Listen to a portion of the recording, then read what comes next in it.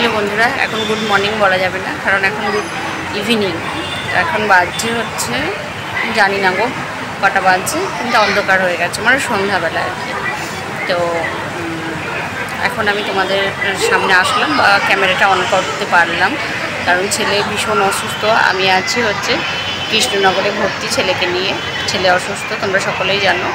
এই যে ছেলে শুয়ে আছে, এই যে ছেলে শুয়ে আছে, কোলের মধ্যেই শুয়ে আছে। কোলের মধ্যে শুয়ে থাকতে বেশি ভালো লাগছে ওর এমনি থাকতে বেশ ভালো লাগছে না, তো কোলের মধ্যে শুয়ে আছে।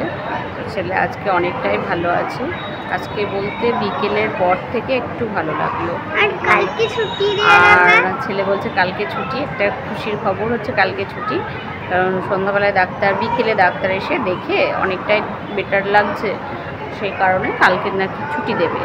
সকালে একবার দেখবে, সকালে একবার 8টার দিকে ডাক্তার দেখবে, তারপরে ছুটি দেবে। তবে বলেছে যে কালকে ছুটি দিয়ে দেবে, এরকম একটা ব্যাপার। তো রাখো এই।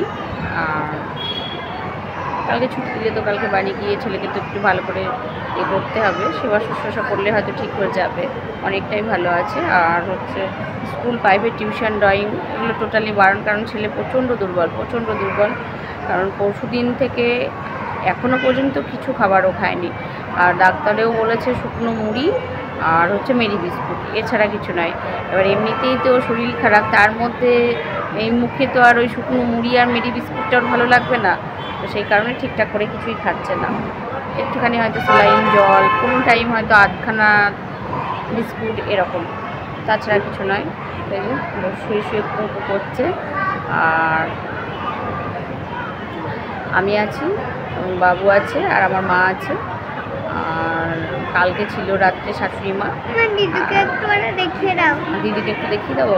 ছেলে বলছে মা একটু। আমার মা বসে বসে নাতির পায়ে হাত বোলাচ্ছে। নাতিকে সবসময় হাত পা টিপতে হচ্ছে, সবসময় বলছে আমাকে টিপে দাও। তো হাত বোলাচ্ছে মা ওদিকে পায়ে, আর আমার বুকে মাথা দিয়ে শুয়ে আছে ছেলে। অনেকটাই তো ভালো আছে। তো দেখা যাক, ঠাকুরের কৃপায় ঠাকুর আমার খুব কথা শুনেছে। আমি কাতর হয়ে মাকে ডাকছিলাম যে ছেলে যেন সুস্থ হয়ে যায়, কারণ যেভাবে ছেলেকে নিয়ে এসেছিলাম তাতে বেশ খারাপ লাগছিলো, কারণ শরীরে একটু জল ছিল না, ওর জল শুকিয়ে গেছিলো, পটি করছিল আর বমি করছিল। পটি, বমি, তার মধ্যে পেটে ব্যথা, আর হচ্ছে প্রচণ্ড জ্বর, 102-3 এরকম হয়ে যাচ্ছিলো। টেম্পারেচারটা এতটাই বেড়ে যাচ্ছিলো। এখন বেশ অনেকটাই ভালো আছে। চলো, বেশি কিছু বলবো না, কারণ শরীরে একটু এনার্জি বলে নেই বন্ধুরা। পুরো ভীষণ টায়ার্ড, কারণ পরশু দিনকে রাত্রে ঘুম হয়নি, বুধবারে রাত্রেও ঘুম হয়নি। বুধবারে গেছিলাম হচ্ছে সে শ্মশানে, সেই কারণে ঘুম হয়নি। বৃহস্পতিবারে তো বাড়ি ফিরলাম, তো তারপরে তো ছেলের শরীর খারাপ, সেদিনও ঘুম হয়নি। কালকে গেছি শুক্রবার, কালকে তো হসপিটালে ছিলাম, কালকেও ঘুম হয়নি। আর আজকে জানি না রাত্রে ঘুম হবে কি না।